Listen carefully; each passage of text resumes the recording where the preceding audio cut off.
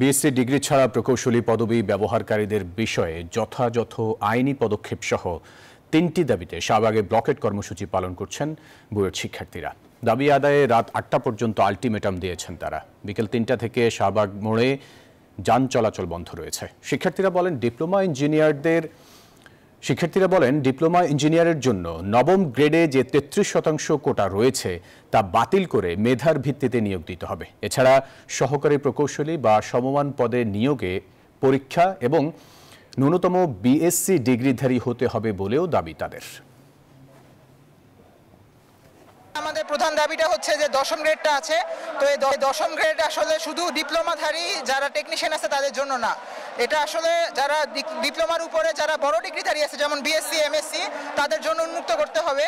রোকনকে যারা grade thread দিয়েছে তাদেরকে বিচারের আওতায় আনতে হবে। এটা না হওয়া পর্যন্ত আমরা রাজপথ ছাড়বো না। আমাদের সমস্যাগুলোকে অ্যাড্রেস না করে, আমাদের সাথে কথা না বলে আমরা কঠোর কর্মসূচিতে যাব। আমরা জানি আমাদের দাবিগুলো কিভাবে আদায় করতে হয়।